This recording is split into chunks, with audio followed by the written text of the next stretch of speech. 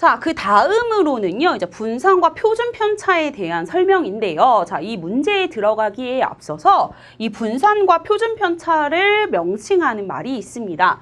이 두 가지를 합쳐서 무엇이라고 이야기를 하느냐? 바로 산포도라고 합니다. 산포도라고 하는 것은 평균에서 자료들이 얼마만큼 떨어져 있느냐, 평균과 떨어진 정도, 평균과 떨어져 있는 정도를 이야기해요. 그 얘기는 다시 얘기하면 자료의 퍼짐 정도를 의미한다라는 거죠.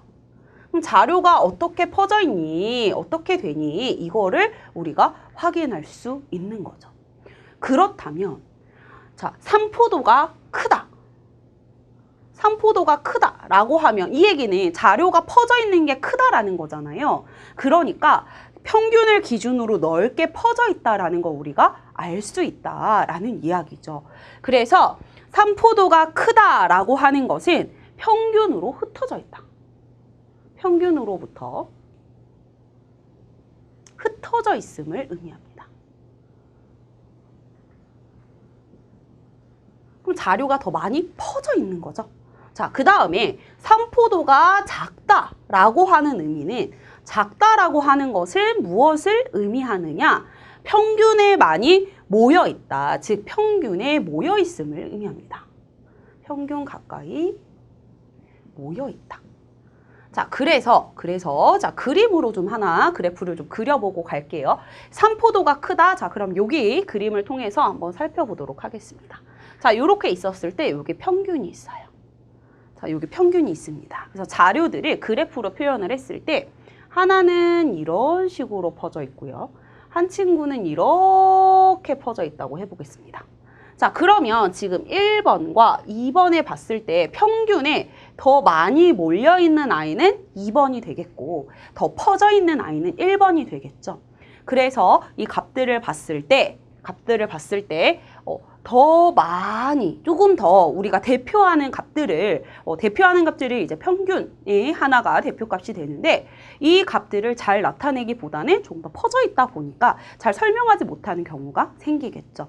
그래서 이렇게 분산이나 표준 편차가 클 때에는 자료가 많이 퍼져 있었을 때 조금 더 이질성을 나타내기도 합니다. 그래서 이 개념을 이해하시고 그 다음으로 넘어와서 보도록 하겠습니다. 자, 다음 중 분산과 표준 편차에 대한 설명으로 적절하지 않은 것이 무엇이냐라는 건데, 자, 1번 분산이라고 하는 것은 자료에 퍼져 있는 정도를 수치로 알려주는 도구다. 그쵸? 산포도에 분산과 표준 편차가 들어가 있습니다. 그래서 평균과 얼마큼 떨어져 있어? 자료에 퍼져 있는 정도를 이제 표현을 한 거죠. 자, 표준 편차가 작아요. 이 얘기는 다시 얘기하면 산포도가 작다라는 의미고요. 산포도가 작다라는 얘기는 자료가 평균에 가까이 모여 있다. 즉, 동질성이 있다라고 표현할 수 있겠죠. 자, 그런데 자료들이 집중되어 있어서 이질성이 커진대요. 이질이라고 하는 거는 다르다라는 거잖아요. 그렇기 때문에 여기에선 이질성이 아니라 동질성이 커진다라고 이야기해 주셔야 됩니다. 따라서 정답은 2번이 되겠죠. 자, 그 다음에 관찰값과 평균의 차이의 제곱, 즉 관찰값과 평균값의 차이 편차네요. 그쵸? 자, 이 말을 편차라고 한다고 했습니다. 편차의 제곱을 모두 합한 값을 개체의 수로 나눈 것, 즉 편차 제곱의 평균, 그것이 바로 분산이다라는 걸로 알 수 있겠죠. 자, 그 다음으로 또 넘어와서 4번과 5번 보도록 하겠습니다. 자, 분산은 평균값으로부터 퍼져 있는 값들의 양의 방향이든 음의 방향이든 동일하다라고 했는데 왜 그러느냐? 우리가 편차를 구하게 되죠. 평균과 떨어진 정도를 구하게 되는데 그 아이를 가지고 값을 하는 것이 아니라 이를 제곱해서 하기 때문에 분산에서는 양의 방향, 음의 방향이 동일하다라고 볼 수 있다라는 거죠.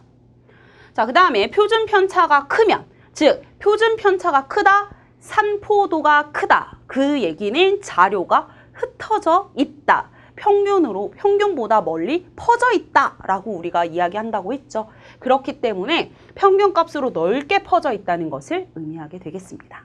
따라서 이번의 정답은 바로 2번이 되겠죠. 자, 이렇게 우리가 개념들을 좀 살펴봤습니다. 자, 이번에는요. 그러면 얼마만한 확률이 나오느냐, 이 확률에 대한 이야기를 좀 나눠보도록 하겠습니다.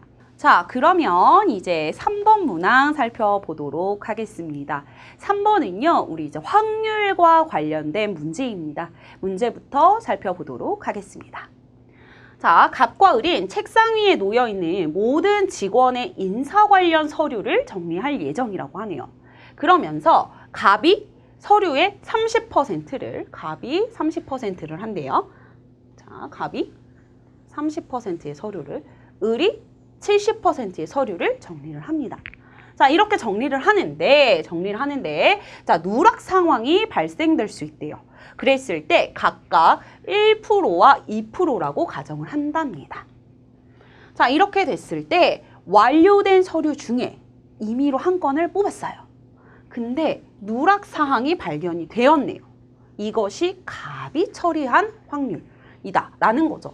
자, 그러면 우리가 여기에서 구할 수 있는 것이 무엇이냐면, 자, 갑이 누락시킬 확률이 있고요.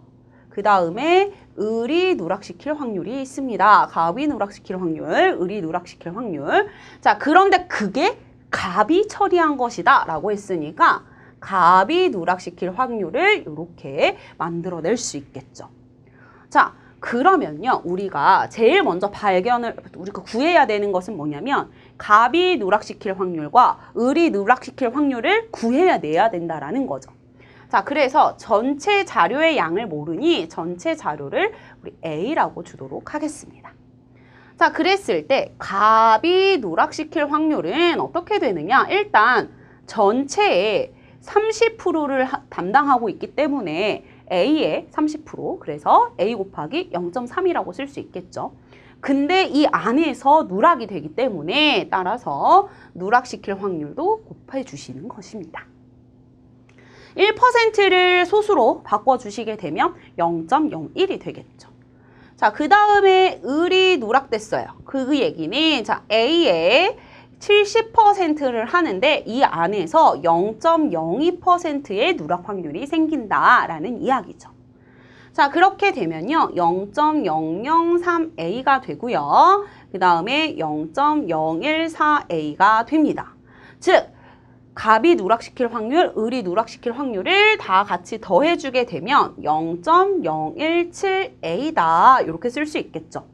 자, 그러면 여기에다가 넣어주시게 되면 0.017A고, 그 다음에 갑이 누락된 확률이 들어가야 하니 0.003A라고 해서 갈 수 있고요. 자, A 동일하게 있으니까 약분하시고요.